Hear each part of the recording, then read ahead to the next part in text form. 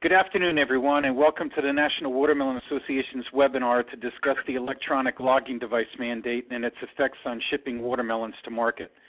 My name is Bob Morrissey, and I'll be your host this afternoon, along with assistance from Kelly Wilder. Some housekeeping notes briefly. Your phones and computers have all been muted during this presentation. The webinar program on your computer screens does give you the option to submit your questions in a chat box, and we encourage you to do so. At the end of the webinar, we will address as many of those questions as we can. No later than April 15th, we will have a recorded version of this webinar, the actual presentation, along with answers to any remaining questions that we don't get to, posted on our website, www.watermelon.ag, for your review. So without further ado, allow me to introduce our speaker for today's webinar. Mr. John Seidl is a transportation consultant with Integrated Risk Solutions, an organization that represents shippers and trucking firms across our great country. John is a veteran of over 20 years in the transportation arena, most notably in law enforcement with the Federal Motor Carrier Safety Administration and as an inspector with the Wisconsin State Patrol Motor Carrier Division. John has conducted numerous safety seminars and compliance reviews, is considered to be a national expert on DOT and Federal Motor Carrier Safety Administration matters. John, thank you for being with us today, and the floor is now yours. All right, I want to thank everybody for coming. We got a little bit of a late start on this, but no big deal. For the next 45 minutes, I'm going to be basically trying to add knowledge to everybody on the phone. Knowledge is power. The more knowledgeable we are, the better we're going to be going forward. We need to improve operational efficiencies to kind of offset these rate increases that we may be facing going forward, which the ELDs and hours of service and the capacity of truck drivers have a lot to do with it. To start here, if you look at this slide, there's just some bullets here that came out recently, and it's data that I'm not going to read to you. It's just basically saying rates are on the rise, and we need to do whatever we can do to increase efficiencies in the movement of our watermelon, any agricultural, any freight for that matter, and how we do so, I hope I parlay to you through this presentation. So we're going to have an ELD discussion. Now, it's hard to do a discussion on a webinar, so I'm going to kind of like talk to myself, and then you guys will be able to answer questions at the end. But what are we going to talk about? We're going to talk about ELD history, this first bullet.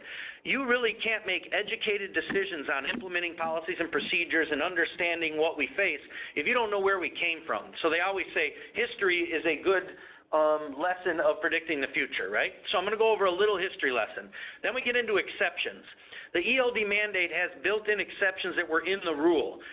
Since the rule came out, many industries and many people have asked for exceptions based on their specific needs within the United States. So agricultural exemption, there's a lot going on there. So I'm going to basically explain to you where we are today, where we're going, and what tomorrow will look like as it relates to exceptions for agricultural and farm supplies. So now after we get through these exceptions that we're seeing and what's going on in Congress, we're going to talk about hours of service. Understanding hours of service, whether you're a shipper, receiver, a broker, a grower, or a trucking company, or even a driver, the more knowledge we have about the hours of services and the challenges these drivers face, the better off we're going to be to help accommodate them, be a shipper of choice. So we're going to go over some of those key areas. Now, again, with the history lesson, we need to know how ELDs work. So I'm going to show you and explain how the data flows through this device. Basically, how does this thing work? Then we're going to get into the coercion rule a little bit. The coercion rule is interesting because since January 2016, it's unprecedented, but FMCSA could actually do an investigation at a shipper or receiver or even a freight broker for that matter if they coerce a driver to violate any of these hours of service that we're kind of talking about, right? Then at the very end, I'm going to talk about some policies that like a trucking company should put into place, and even a shipper receiver can kind of look through some of these policies and understand where we're going. So that just kind of shows you where we're at and where we're going to head on this presentation. So in 1988, you look at this little timeline, 1988 they had something called AOBRDs, Automatic Onboard Recording Devices. That is the acronym for devices that were basically invented from a regulatory standpoint in 1988. Fast forward to 2015, which is 27 years later. we have the next rule that actually took effect, and it's called the ELD mandate. So in between 27 years, there were a lot of attempts by the government and people that didn't want this to happen through lawsuits, et cetera, to kind of give a detour on getting this thing done. So what ended up happening? After 19 years, they came out with EOBR-1. EOBR-1 was electronic onboard recording devices. Trucking companies or anybody with a DOT number that would have a bad compliance review that resulted in a conditional or an unsat rating, meaning they had a lot of violations. They would have to put an EOBR, which is a more technically advanced device because it was developed in 2007, in their truck for 2 years, and then you could take it out if you demonstrated safety compliance. At the same time, they came out with EOBR-2. EOBR-2 was going to be a phase 2 where they're going to mandate EOBRs for the entire United States of America. So what happened right in between 2010 and 2011? OIDA sued the government and vacated EOBR-1 because they did not address driver harassment adequately in the rulemaking. So now picture this. EOBR-1's in the garbage. The government now wants to mandate EOBR-2, which is for all EOBRs in every truck. So instead of starting from scratch, the government took both of these together, EOBR-1 and 2, the double phase of these devices, in 2012, connected them, had listening sessions about driver harassment, then proposed another rule. Now, by this time, 2013, Congress said, you know what? FMCSA, you're taking too long. It has been way too many years. We're now going to require in a budget bill called MAP 21 that ELDs become the future. So they changed the name, meaning Congress changed the name from EOBRs to ELDs, which a little joke there. What's an electronic logging device? It's a chainsaw. Get it? Like logging? A joke. And I can't even tell if that was funny because I'm on a webinar. All right, so now they had comment periods about ELDs. Comment period went through 2014, and voila, 2015, we finally have the ELD mandate. So now, come last December, there was a double phase-in process. Every truck in the United States, unless there was some kind of exception, which we're going to get into in a minute, had to put either an AOBRD, which was that device from 1988, or they had to put an ELD in, which is the device from 2015. Now think about technology from 1988 to 2015. Those of you that are young on the line might not know, but what did the internet sound like in 1988? Right? Today, we don't get the internet through a modem, so you guys understand the changes that occurred over this time.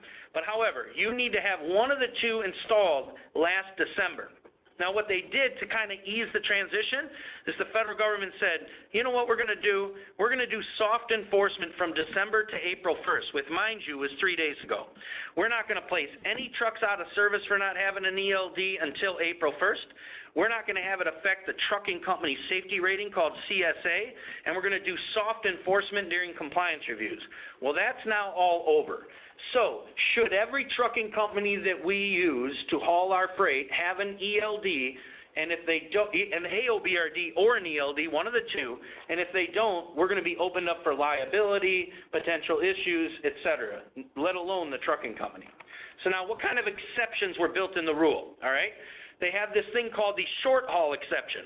If you are a short-haul driver, which means, I'm going to get into that in a minute, you're basically local the majority of the month. And when they say the majority of the month, they're saying no more than 8 days in a 30-day period, so no more than 8 days in a 30-day period, are you required to keep logs. Another exception was drive-away, tow-away, which is basically the delivering of a brand-new truck. And then if you have a truck with an engine that's 99 or older, you're exempt from the ELD. So these drive-away towaways and these engines 99 or older will never need an ELD. If you can monitor your operation and keep a driver short haul, meaning local, the majority of the time, which is defined as no more than 8 days in 30, you are also exempt. These are the three that were built in the rule. Now to get a little further into this short haul exemption, it's the 100 air mile radius for a CDL driver. It's 150 air mile radius for a non-CDL driver. So there are 5 questions for a 100 air mile radius driver. If we have a driver come to our facility and pick up any freight and they're subject to the hours of service, if they stay within 100 air miles, which is 115 on the odometer, they leave and return and go home within 12 hours, they have 10 hours off between their shifts, they don't drive more than 11 hours in that 12-hour workday, and they have time records showing time start, time finish, total hours. If they meet these 5 questions and answer them properly, they do not need a logbook page for that single day. Now let's fast forward. Over 30 days, let's say driver A answers these correctly all the time. That means he doesn't need a logbook ever, so he's exempt from an ELD. Let's say driver B, though, needs a logbook 12 times, meaning he'd answer these questions wrong 12 times in a 30-day period. 12 is more than 8, so then that specific driver needs an ELD for the whole month. So you can use this short-haul exemption to your advantage. Now, the 150 air mile radius is for a vehicle that crosses state lines that does not require a CDL, like a smaller truck. The questions are exactly the same, except you do not have to leave and return to the same spot within 12 hours. Other than that, these questions are basically identical. So what we basically did so far is we covered 3 exceptions that will get companies out of putting an ELD or an AOBRD, either one, in their vehicle ever. So maintain a local operation, have new vehicles you deliver, or 99 engines, and you're stellar. Now that we're done with the original things that were built in to the regulation, we're going to get right into the website in which you can monitor all these exceptions that are being asked about and given throughout the country. So you see the screenshot here. If you go to federalregister.gov, there's a link at the bottom. You can go in here, and right over here you can hit subscribe. And if you subscribe, they will email you all the Federal Register updates for all regulations. However, if you're interested in ELDs and hours of service and what's going on coming down the road, this is the best place to keep on top of it. Fair enough? Now, here's an example of what you will find that will either be emailed to you, or you can go to this website at the bottom right here and search. Hours of service. So, as I speak to you right now, they have a limited 90-day waiver that came out on March 23rd. And it basically says between now and June 18th, 2008, or June 23rd, 2018, you can run paper logs if you're hauling agricultural products, all right? So this is a summary from there. Now, drumming that a little bit down, I'll say right here, if you go to this website and you click on it, there'll be a PDF file. There are 6 things that every trucking company, whether you're a shipper with trucks or a distributor with trucks, or you're hiring trucking companies, they have to meet these 6 elements in order to run paper logs between March 18th and June 18th, 2018. So the duration of the waiver is March 18th, 2018 to June 18th, 2018. The second thing they have to do is, if they're transporting agricultural commodities, they're allowed to go nationwide, and it says regardless of the distance traveled. That's interesting because when we read 395.1K1, current day, it has a limitation on the distance traveled. However, under this exception, this waiver, where you don't need ELDs, because this waiver is for no ELDs or AOBRDs, you simply, between March 18th, 2018 and June 18th, you can go anywhere in the country and run paper. Now, you're exempt from the preparation of ELD or records of duty status using ELDs and AOBRDs, but you still have to run paper unless there's an exemption from that. So far we have 3 things. For the next 90 days, run paper logs. You can go anywhere in the country with agricultural products. You just have to have a paper logbook unless you're exempt from it.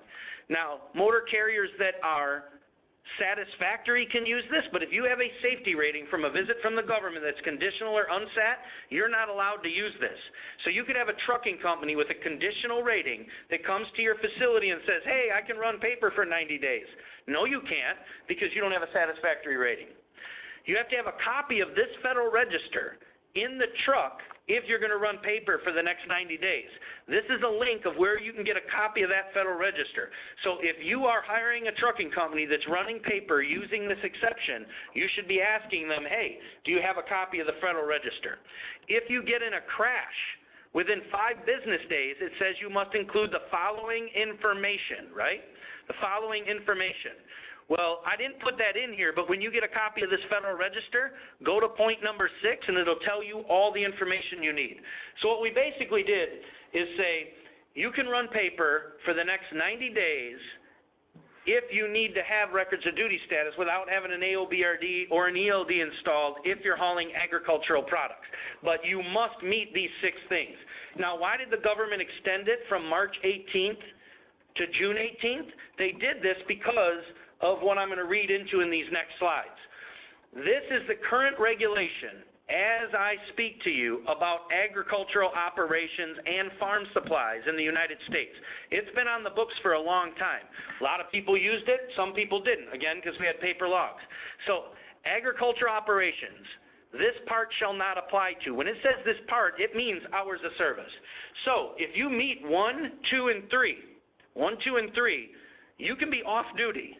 Meaning you can hire a trucking company that can run off duty for 20 hours straight as long as he's meeting 1, 2, or 3.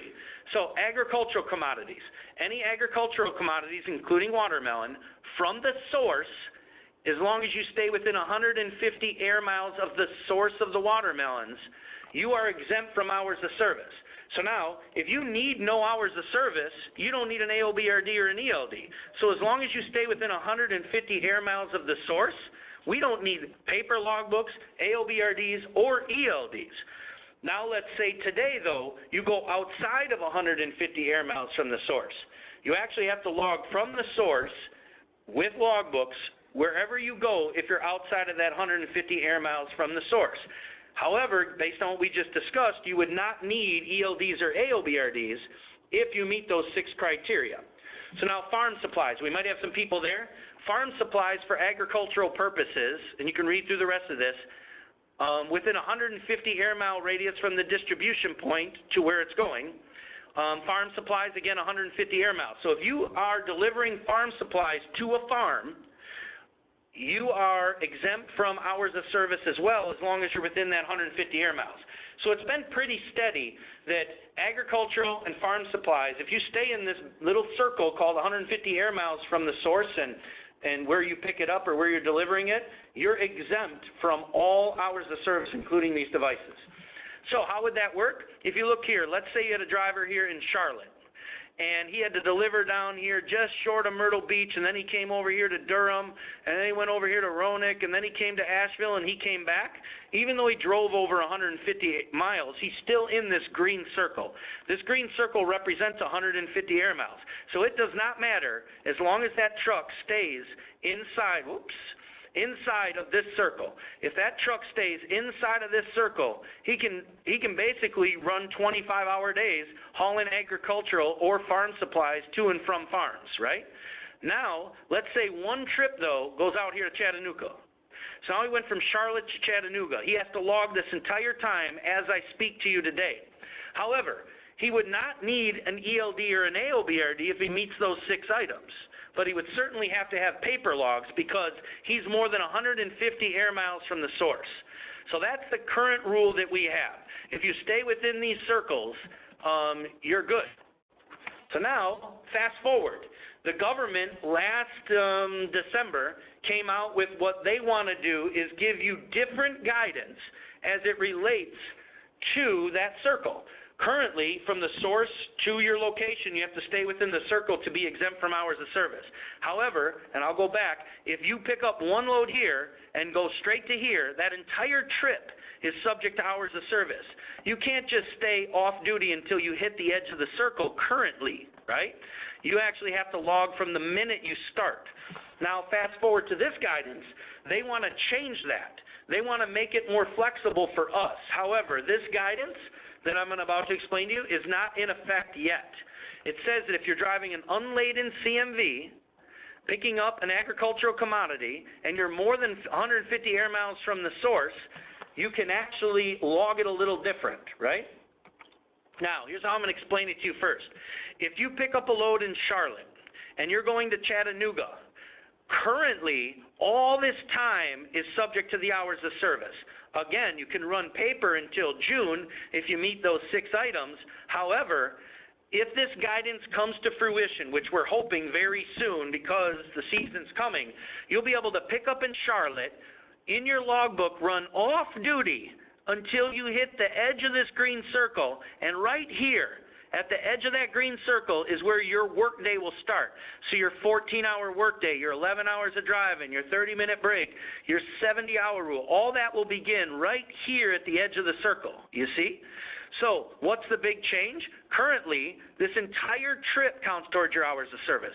If this guidance comes to fruition, you can literally stay in the circle and be off duty, and the only time you have to record the hours is outside the circle. Now, if the guidance comes into fruition next month or in the next 6 weeks, we can start using it right away.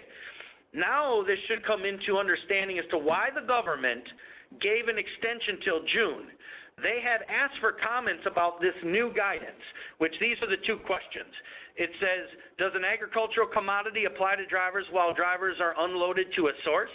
And it says, your unloaded return trip and unloaded to a source is off duty if you're within the circle, basically. And then it says the exemption applies for the initial 150 air miles, but once you hit the edge of the circle, it doesn't apply no more. These two question and answers are in the Federal Register, and this is what the government wants to provide to the industry. Now, it closed February 20th. The industry was able to comment on these two question and answer guidances to allow for this activity to occur. Except the government did not fully come out with their final decision, so instead, as a Band-Aid, they extended us to be allowed to use paper logs until June. That doesn't mean that we're going to have to wait till June for this to come out. The Watermelon Association, me and Bob, we're on top of it, and we're going to really keep our eye to the wind to see when this actually gets published as final. So that gives you a little exemption, a little explanation as to how the agricultural exemption and the farm supply works today. And it also talks about how the agricultural exemption will most likely go going forward. Now, I have to say this, though. This new proposed guidance is just for agricultural. It's not for farm supplies. If we go back, you'll see here that this first example I gave you of staying in the circle applies to agricultural and farm supplies currently. When they change this new guidance that I just went through, it's only for agricultural. It's not for farm supplies. So farm supplies will still default to the way it's always been. So now let's get into ELDs. How do these things work, right? You have an ELD. This is like a dedicated device, and this is a bring-your-own device. These devices connect to the engine. The engine at 5 miles an hour, when you hit the gas, will put the driver in the driving line. Then, when he stops, the engine will say he stopped, and in 5 minutes, these devices will default him to on-duty not driving. That will happen throughout the course of the day. He drives at 5 miles an hour or more, he's in the driving status. If he stops, it will default him to on-duty unless he picks off-duty and sleeper berth, right? So every time he makes a duty status change, which you can see in this log over to the right, it'll grab a location and ping his location. So now, a driver basically has to log in at the beginning of the day, log off at the end of the day if he decides to, unless someone's not going to drive his truck, and throughout the course of the day, he doesn't have to do anything other than pick off-duty and sleeper. Now, can a driver cheat these? Yes. It's not legal, it's wrong, but he could log off and drive. Let's say he's in Indianapolis and he hits his maximum hours, but he's got to deliver the watermelons. He could log off and drive to Chicago. His logbook will show off duty, but the locations will still track him. Then at roadside, the inspectors are going to see it and the officers are going to see it. In the paper log day, what did the driver do when he hit Indianapolis over hours? He kind of just delivered to Chicago, right? And he wouldn't put that in his logbook. He'd say he spent 10 hours in Indianapolis, and then he would drive to Chicago the next day, which wasn't true because he delivered the day before. That's the world we used to live in, but now this is the world we live in. So what can we do? We can use some other hours of service exemptions not to get out of ELDs, not to get out of AOBRDs, and not to log it all as off-duty like the agricultural exemption does, but personal conveyance and yard moves. Personal conveyance is where a driver can drive his truck in the off-duty status legally. I'll say it again. Personal conveyance is where a driver can drive his truck in an off-duty status, and it's legal. Yard moves is where a driver can drive his truck, and it's on-duty not driving, which means he's just working, but he's not driving. But he is driving, but he's not driving. The reason that you can do that is it saves personal conveyance and yard moves, allows you to drive your truck without being in violation. The only time you can be in violation when you're over hours is to drive. So if you drive under personal conveyance, you're not driving, it's off duty. If you drive under yard moves, it's not driving, it's on duty, not driving. Now, in the Federal Register that came out in 2015, which is the ELD regulation, many commenters like Schneider and InThink and even CVSA wanted clear-cut guidance on what personal conveyance was. And they wrote, the agency declines to address these matters at this time. This was in December 2015 that the government wrote this. Fast forward, and what is the regulation guidance for personal conveyance? It says right now, and this has been in place for a long time, if a driver is relieved of work and all responsibility for performing work, he goes short distance, which has never been defined in the regulation, and he's not operating a laden CMV, meaning no freight, not one watermelon on that trailer. If he's not working, he's going short distances to truck stops, etc., and he has no freight at all that he's being compensated to haul, he can drive off-duty. Now, this has always been very contentious. However, it's been seldom used. Prior to ELDs, drivers didn't use this because if they were going personal conveyance, they'd just lie. Well, now you can't lie, so now drivers have to be educated and trained on this. Fair enough? So now, let's go forward. Remember I told you the government said they didn't want to address a new personal conveyance guidance to make it more clear until later? Well, they decided in December of 17, right after the mandate came out, to propose this new guidance. How does this new guidance differ, which I have to say is not in effect yet? It's actually following the same timeline as our agricultural exemption for going outside the circle and having those hours count, but when you're inside the circle, they don't. This is on the same timeline track as that exemption, this personal conveyance. And what they basically said is, we're going to change it, and we're going to make you be relieved of responsibility for performing work. We're going to take away the short distance, and we're going to allow you to operate a laden CMV off-duty, even if you have freight. Under what circumstance? This is the proposal that they put out for public comment. I'll tell you, if you were a betting person, you could say, I wonder which guidance is going to come out first. Are we going to see the ag guidance from going outside the circle or inside the circle first, or are we going to see the personal conveyance guidance? Or are they going to come out on the same day? Your guess is as good as mine as to when these two will come out. But I would venture to guess it's going to be sooner than later, especially because of what's been going on in the country. So now, the interesting part about this is their proposal was to give you examples of appropriate uses, but then put this sentence that says, but are not limited to. I think that's kind of irresponsible from the government because it still leaves it wide open. And then what they did is they have 5 examples where you don't qualify, but it says, but not limited to again. One interesting one in here is it says that if you're loaded, you can't advance your position. Hopefully they get a lot more clear on that, because does that mean that if you're at a location with watermelons and you are at your maximum hours at some load point and you want to go to a truck stop, if the truck stop 1 mile away is in the furtherance of your deliveries, but there's a truck stop in the opposite direction 10 miles away, do you have to go to the one 10 miles away, or can you go to the one 1 mile away? I don't know the answer to that, and that's hopefully what some of these comments will bring to light. So now we understand personal conveyance, driving your vehicle off-duty. We have guidance today that's been around for a while that nobody ever really used.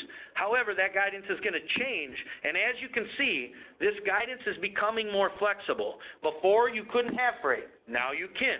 Before, you only could go short distance. Now they don't say that. Let's go back to the ag one. Before, you had to stay in the 150 air mile circle. Now they're saying you can be off-duty as long as you're within the circle, and your clock won't start until you hit the circle. Well, that's better for us than it was in the past. So to give the government kudos, they're at least adding some flexibility with these guidance changes. So now yard moves. What's a yard move? A yard move is operating your vehicle on a non-highway. This is the definition of a highway. A highway is a road or a street, okay, I get it, or a way. A way? A way that's on public or private property. A way on private property? Let's talk about that. So you have a way on private property. That would be like a mall parking lot. Is it passable by 4-wheel passenger cars? Well, yeah, a mall parking lot is. Is it open to the public? Yes, a mall parking lot is open to the public. Does it have restrictive gates or prohibitive signs saying no access to this mall parking lot? No. So a mall parking lot is a highway. Now let's go to your facility, your shipper location. Is it a way? Yes. Is it on private property? Yes. Is it open to the public? Maybe. Can you drive four-wheel cars on it? Yes. But do you have gates? You might have a fence around it with a gate. That makes it a non-highway. Or you could have prohibitive signs. If you went to every one of your shippers and distribution points in your field and the sources, and your driver's driving around on that location, to save his hours of driving, if you put up a sign that said, not open to the public, right? Just put up a sign saying, not open to the public, and that driver can then use your facility as a yard. Now, how can that be beneficial? Here's a good example. Let's say that a driver starts at 6 a.m. and at 2 p.m. he needs a 30-minute break. But he gets to your location and you want him to work at your facility. He could push yard moves and work while driving around your facility because it's a non-highway for the next 2 hours. Some would say, well, he needs a 30-minute break within 8 hours. Well, what I say is he did not drive after the 8th hour, so he can work 2 hours. He just needs a 30-minute break before he leaves. So that's one example on how yard moves can be used to your advantage. I'm going to get into another example with yard moves when we get into split sleeper, but we're clear. These are two things where the driver can actually, I don't want to use the word circumvent, but he can circumvent legally his driving status to save some driving time using these. But he needs our help. He needs signs posted. He needs fences. He needs the education. We need to follow and find out when the personal conveyance comes to fruition. So now, split sleeper berth. Split sleeper berth is another thing that I am baffled by the fact that when I talk to truck drivers that are nationwide, which is really in our wheelhouse for watermelons, they don't use the split sleeper berth. It is a very complicated way to obtain your 10-hour break. The regulation says you need 10 consecutive hours off. Well, any common sense person would mean that's counting to 10 in a row. Well, that's not the case. The regulation with split sleeper today says if you take a 2-hour break and add it to 8 hours in the sleeper berth at a different time, that's 10 consecutive hours off. Now, the way you calculate this is difficult, and a lot of the companies that are on the phone right now aren't truck drivers, and they're not trucking companies. But if we start promoting split sleeper, it's going to advantageously add hours to the flexibility of the transporting of our freight. Now, this might be difficult to understand. I'm just going to run by it once, but the good thing is the ELD will calculate this for you. Let's say that you came off a 10-hour break here. Now, for you on the phone that may not understand hours of service, a driver, if he starts at 6 a.m., at 8 p.m., 14 hours later, he cannot drive anymore. In that 14-hour window, he can only drive 11. That's 11 hours of driving and 3 hours other than driving. So once he has that 14-hour window from 6 a.m. to 8 p.m., he cannot drive. He also needs a 30-minute break in the middle. The 30-minute break has to be done by the 8th hour. So if he has a 14-hour day, he's good. If he drives no more than 11, he's good. If he has a 30-minute break before the 8th hour, unless he doesn't drive, he's good, right? Then he needs 10 hours off. So let's pretend that this right here at 2 a.m. is the beginning of his 14-hour. You would assume that 4 p.m. would be 14 hours later, which would mean all of this is over hours. Most truck drivers you talk to would say, yep, this is over because you started at 2, and at 4, you drove without a 10-hour break. Contraire, mon frere, right? I started at 2 and I went to 6-something, which is 4 hours. These two count against my 14, so that's 6 hours. Here's another driving, that's 7. 8 hours consecutive in the sleeper does not count towards my 14. It extends my 14, so you can't count this 8. So I'm at 1, 2, 3, 4, 5, 6, 7 hours. Don't count the 8. I'm at 9, 10, 11, 12, 13. So what I'm showing you right here is a 13-hour workday. It is not over the 14 hours. Now, where's his 10 consecutive hours off? It's right here. Do you see how he took 2? And he has 8? They're not consecutive from a common sense perspective, but the government says they are. You can take this 8 and add it, or cancel it. You can take this 2 and add it to this 8 and that becomes your 10. Then you start counting right here at the end of 6:15. So this spot right here is where you start your 14. Then you'll have 1 hour. Again, 8 don't count, and then you're at 1, 2, 3, 4, 5. So you can take this 8 and take 2 here and start driving at midnight again. Now, you never do these so close, but let's say you drove for 4, took 2, drove for 7, then took this 8 into the next day. You can literally break your 10 hours off into an 8 and a 2. Well, let's say this 2 was loading. Someone's loading your trailer and you're off duty, and then you leave 2 hours in. Well, why not use this 2 as part of your 10? Now, I'm not going to go any further in this presentation other than to tell you, you could also have a driver with an ELD or an AOBRD. Simply know this. If you took 2 hours off, and going in the future, you took 2 hours off already, going in the future, take 8, turn your machine on, and see if it gives you hours back. A great place to use this is, let's say you're driving towards Chicago and you need to get up to Wisconsin, and you stop to do your break, and you know you had 2 hours earlier, and then you could take 8 and go through Chicago at 5 a.m., but you don't know you can do this. So you wait 2 more hours. Now you're going through Chicago at 7 a.m. Would you rather go through Chicago at 5 a.m. by splitting your sleeper, or go through at 7 a.m.? Lots of practical applications. Now, the thing I want to tell you is, at this same Federal Register, the government is asking for information to add to this split sleeper, to add more flexibility. It's in progress right now. It has been since October of last year. They're taking drivers and doing a pilot project to not only allow a 2 and an 8, but to allow a 3 and a 7, a 6 and a 4, a 5 and a 5. Imagine if a driver gets stopped for 5 hours in a shipper, and he can leave, drive a little bit, take another 5, add the 2 5s together to get his 10, and then go on the road again. It adds so much flexibility. And prior to 2003, you were able to split this sleeper up in multiple options. I can't tell you on driver meetings how many truck drivers say, "You can still do that to me?" They're like, "I didn't know you could do that. When did they give us that back?" I'm like, dude, they never took it away. Why would drivers have not used this for the last 10 years? Because they had paper logs. Why go through this complicated process if you can just lie? So now your rest break. Remember we talked about the 100 air mile radius exemption earlier and the 150 non-CDL exemption? If you meet those questions, you don't need a logbook that day. If you meet those questions, you also don't have to have a 30-minute break. Wouldn't it be nice to not have to take a 30-minute break when you're local and only take one when you don't answer those questions right? Now, don't mix up ELDs and AOBRDs with this 30-minute break exemption. Let's say you have a driver, and in 30 days, he's only local 1 day. Does he need an ELD and an AOBRD? Yes.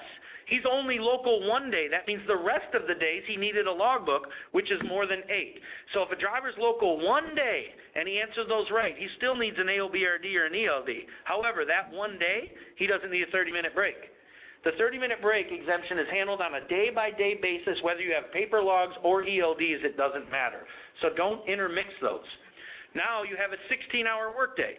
Now again, a lot of these are when you're hauling outside of the ELD mandate. When you're hauling outside of the agricultural exemption. It might be when a driver's trying to come back, or he's running local and he has a freight, etc. So there's a 16-hour deal.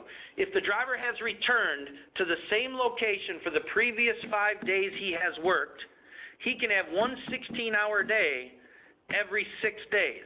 However, if he has a restart, like on a weekend, he could do it on Friday, turn around and do it again on Monday. So some of the operations out there, drivers are not using this 16-hour workday when they get delayed a little bit longer at a shipper on a given day or a receiver, you see? But if they're leaving and returning to the same spot, always within 14 hours, 1 day they can go 16 and it's a non-issue. Up here in Wisconsin, we had a evergreen company that had agricultural growing trees, and every once in a while they couldn't get back within the 14-hour, and they would send a driver out and try to accommodate them so they didn't get in trouble. And I'm like, hey dudes, you can do that and it's legal. They're like, it is. So a lot of it is training and education. So now these ELDs, what is out of service going forward? if a driver, starting 4/1, if a driver's required to have an ELD and he's not using one, he's out of service. ELDs have a data file where you have to transfer a data file to the officer, and if you can't transfer the data file, you're out of service.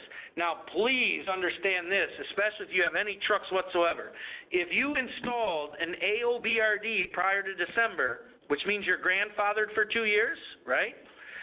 If you installed one prior to December of last year, you can continue to run an AOBRD as a company going forward.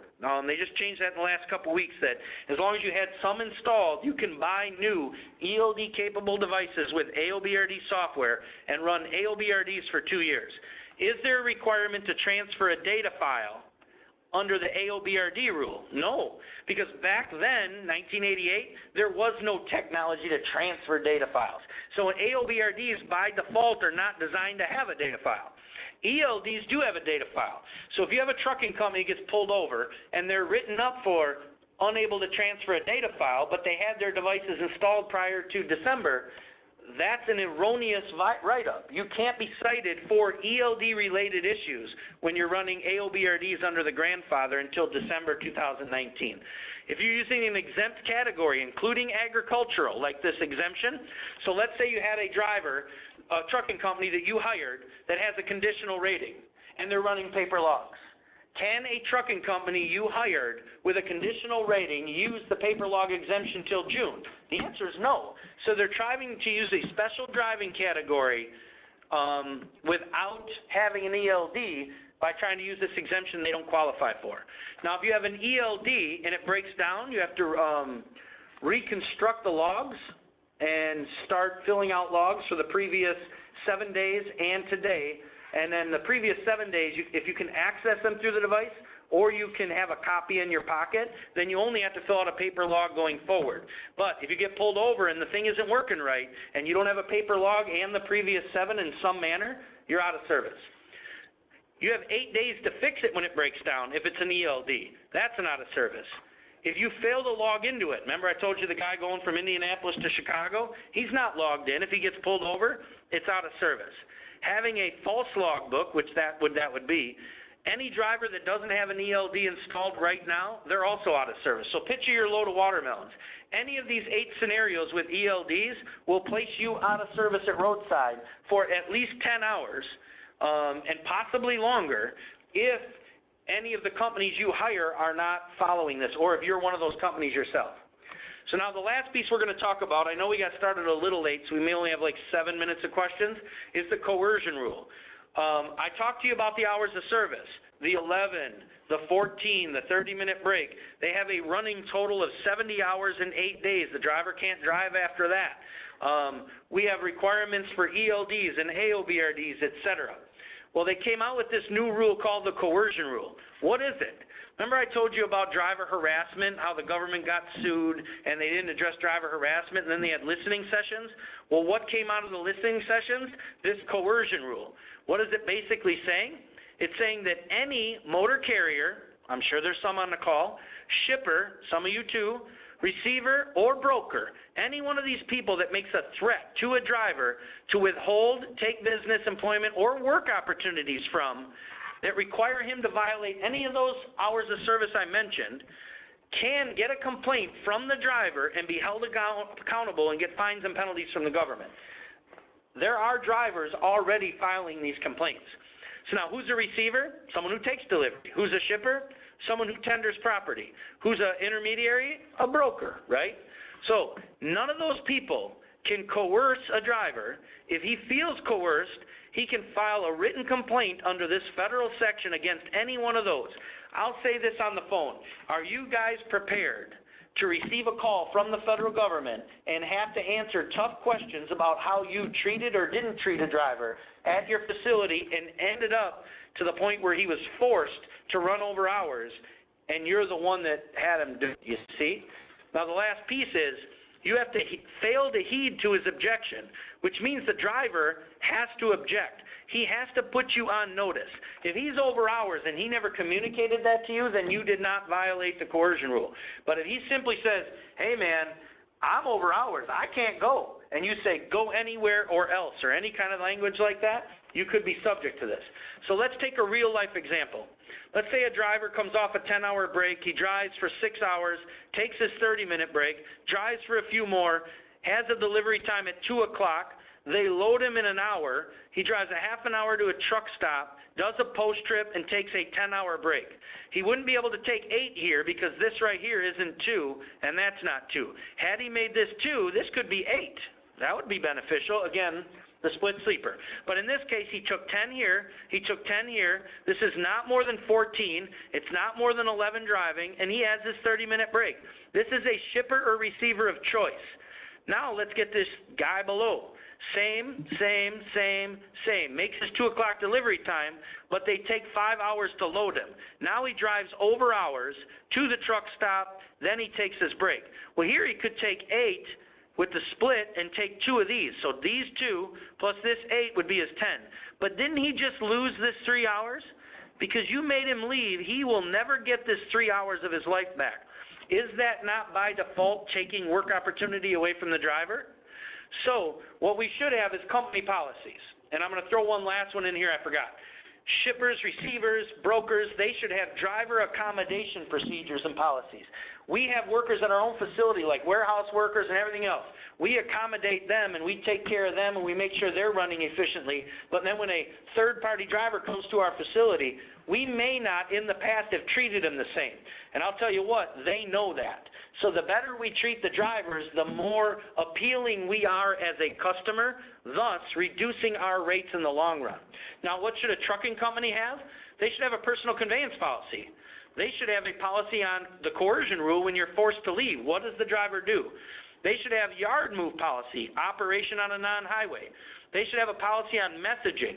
Some of these devices can send and receive messages. You can't send and receive work messages while on duty. While off duty. All messages received that are work-related have to be on duty if they're repeated messages. Vehicle motion. I told you that at 5 miles an hour, an ELD will put you in the driving mode. I'll tell you, I know drivers right now because I've caught them on audits.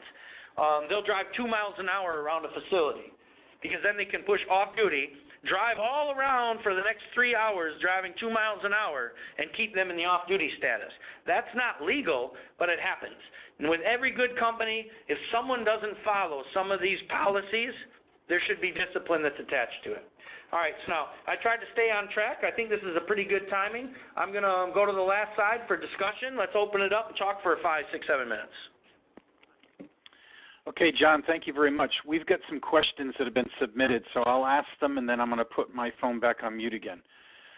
The first question is, if a driver delivers in Orlando, Florida, and finishes that load and then has to deadhead back to Miami to get reloaded, can he log that as personal conveyance so it doesn't go against his HOS? All right, so let's do this. Driver has no freight. I'm going with the current guidance, and then we'll talk about the guidance going forward. He has no freight, which means he's meeting one of those 3. Is he going short distance? Well, that was never defined, and it's very relative, right? Because if a guy's going from Florida to California, but now he's only going from Florida to Florida, obviously that's a short distance from a driver's perspective. So let's say of the 3 things for guidance, he's met 2. He has no freight, right? And he's going short distance, but is he relieved from work and all responsibility for performing work? That's a tough one. Where is he going? He's going to the next pickup point. If it walks like a duck and talks like a duck and smells like a duck, it's a duck. That looks like work to me, right? However, let's say that in Orlando is his house, right? In the guidance, it says he can go home.